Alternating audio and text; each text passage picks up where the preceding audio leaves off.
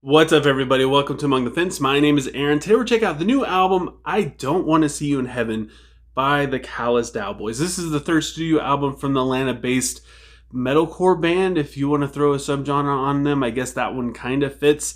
I liked their last album, but honestly, I understand why it gets so much hype, but it's just the chaotic songwriting was a little too much for me to really appreciate it. It just wasn't really for me, honestly.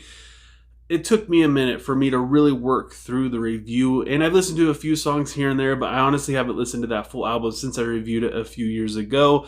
With that said, their follow-up EP, God Smiles Upon the Callous Daoboys, and he certainly sure does, was actually more my speed due to just how obviously shorter the runtime was. It wasn't as chaotic in terms of it just wasn't long. It was a lot more digestible for me personally. Their over-the-top experimentation was numbed down just a little bit for some of the singles that came out for this LP, and I can see how some fans might have been a little turned off by that. For me, it was perfect. It's still there just enough. I know fans like how crazy they are and how they don't really sound like anything else out there right now, but for me, this was more, again, my speed, at least for the singles. Who knows what the deep cuts are gonna hold and how crazy things are gonna get there, though. The first single that was released, Twin-Headed Trout, was actually a two-part single thing. The first one, Twin-Headed Trout, has a very dissonant, stompy riff in the intro. It calms down to just drums and vocals as it goes into the verse. It sounds kind of sultry.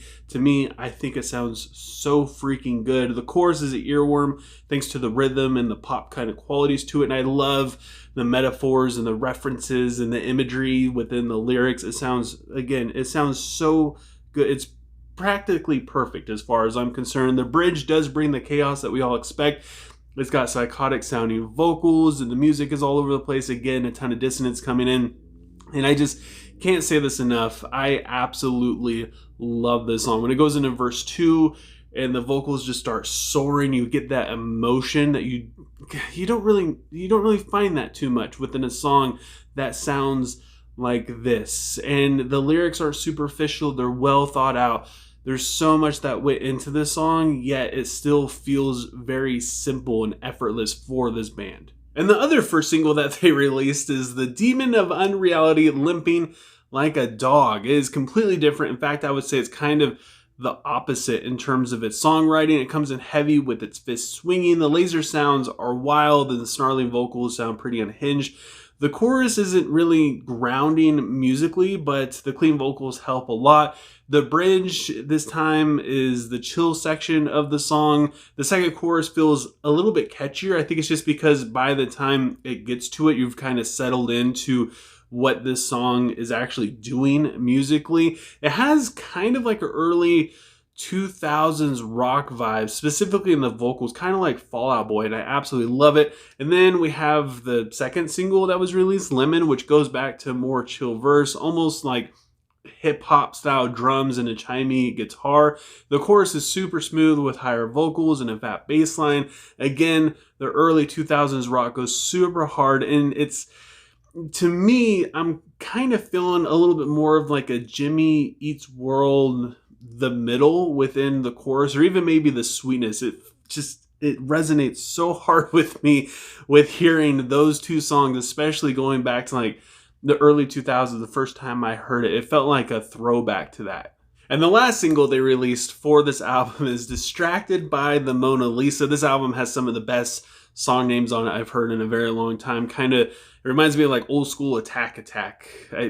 Just when they used to just come up with names that didn't really mean anything, but at the same time they kind of did, if you were able to figure it out. It starts off with one of my favorite riffs on the album, and I love the vocalization. When they come back in the chorus, it just adds another layer to that riff, and it's just so freaking tasty. And the grit on the vocals are fantastic. The breakdown goes super hard, and it stands out quite a bit, but it doesn't like feel out of place within the song. They did it brilliantly. And then if you ignore all the singles and you go straight to the opening track of this album, and it's titled One Collection of Forgotten Dreams, which is a spoken word intro. It's kind of tongue-in-cheek about this record coming out 300 years ago, and we are now experiencing it in a museum that is titled Museum of Failure, which I think is it's pretty funny. It's very clever and creative, and it kind of helps to set the tone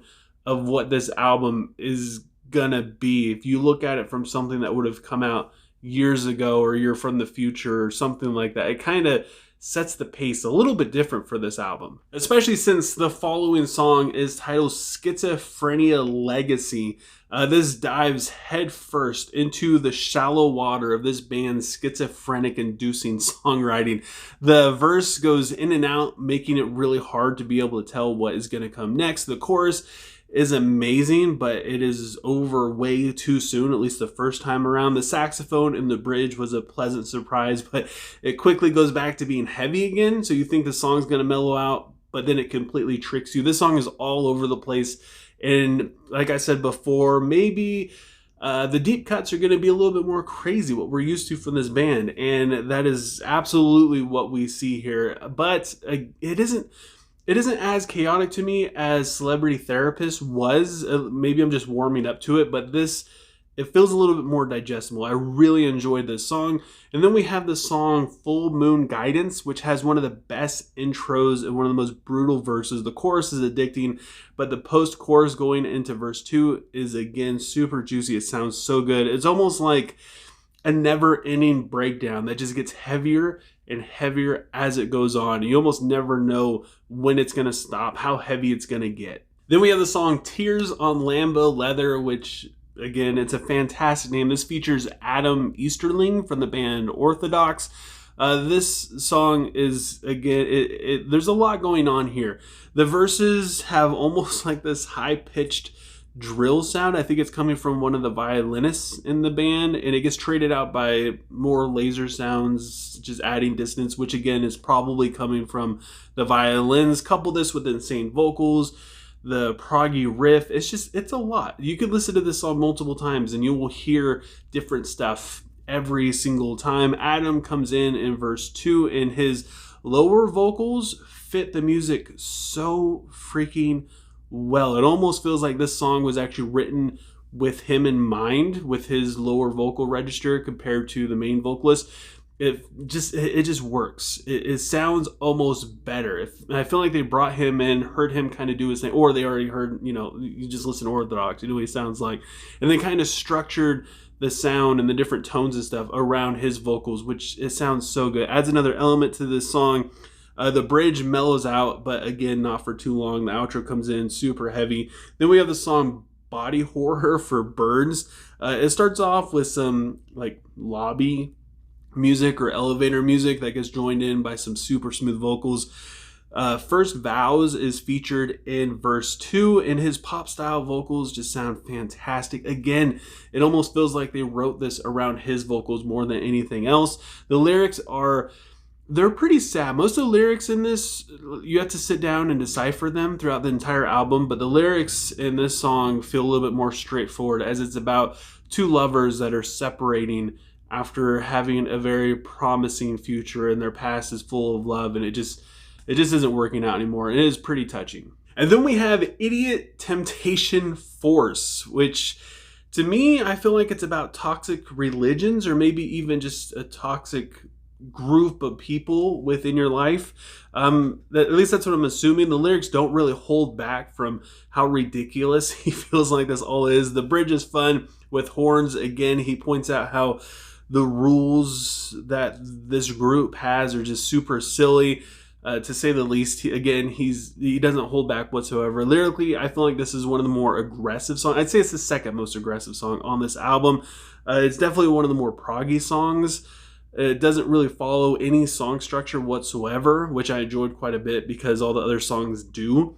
And this one, it just makes it stand out. It shows that they're still doing different stuff and thinking about songs completely differently. And then we have the song Douchebag Safari, which I would say is the most aggressive song. It starts off pretty chill, but then it calls out someone who turns out to be not that great of a person, and it seems like there might be some abandonment involved. I'm not completely sure. That's kind of how I'm taking it, or at least some form of betrayal in a very extreme amount. The vocals are almost black metalish at times, and it sounds so freaking good. It definitely has some of the more heavier parts on this album musically as well. And then we have part 2 of the opener titled Opt Out, a continuation of the opener, which is a spoken word lyrical thing of someone who is visiting the Museum of Failure.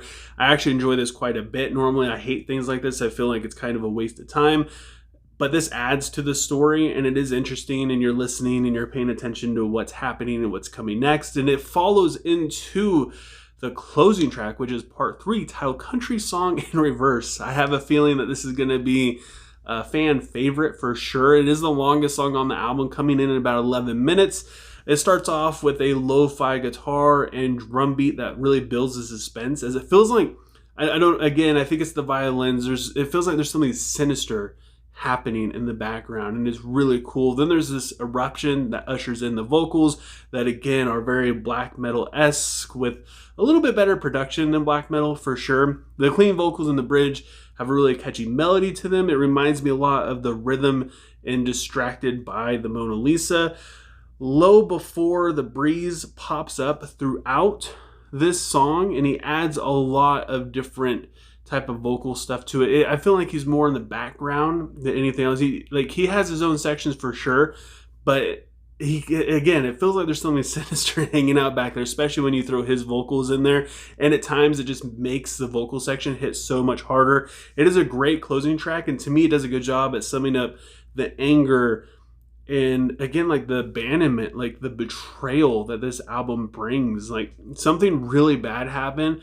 They do talk about what inspired this album, and divorce is one of them, and you definitely feel that in this. I don't know what happened, but apparently it wasn't a very pretty outcome of everything that happened, especially just guessing out like what's going on in this album, especially the closing track, and then of course Idiot Temptation Force and Douchebag Safari. He's pretty aggressive about it, and he isn't afraid to let other people know. This is a fantastic album. You can really tell that they put so much effort into it, and they really stretch their creativity. I love the lyrics and just how vulnerable they are, and how they bring up how he's seeing how he was wronged, but at the same time he's standing up for himself in terms of being like he's calling it out the way it is. Like instead of standing up and being like, hey, you're a jerk, he's standing up and pointing out the whole situation, being like, this was stupid, this whole thing that happened to me was stupid, and I'm letting you guys know that it really pissed me off, and it's stupid that this happened. And I love how he's going about it. He's being kind of snarky, he's being kind of an a-hole, and it just works so well because you really get that emotion from him. And the music is there too. The music is right in your face, right along with it, and it's slapping you in the face right along with the things that he is saying. To me, I appreciate this album because I feel like musically they haven't like numbed it down completely, but they made it more accessible for people like me without really turning their back on fans of Celebrity Therapist and their debut stuff, and without really turning their back on that sound and completely changing everything and making fans go, what happened? Their first album was the best. To me, I can't imagine this getting any better. So I got to give I Don't Want to See You in Heaven by the Callous Daoboys at 9.3 out of 10. But I want to know what you guys think. Leave a comment below letting me know what you thought of I Don't Want to See You in Heaven. Let me know what you would rate it, what your favorite song is. Also, if you enjoyed this review, don't forget to give it a like. And if you want to help support me and my channel, you don't want to miss out on New Music Fridays or any of my future reviews, don't forget to subscribe and ring the bell icon. That way you get notified and I still pop up in your recommended section and all that good stuff. And I just thank you guys so much for taking time out of your day to listen to me sit here and talk about music. I appreciate you more than can you ever imagine, and I just hope you have a good rest of your day or night whenever you have me watching this, and I will talk to you guys next time.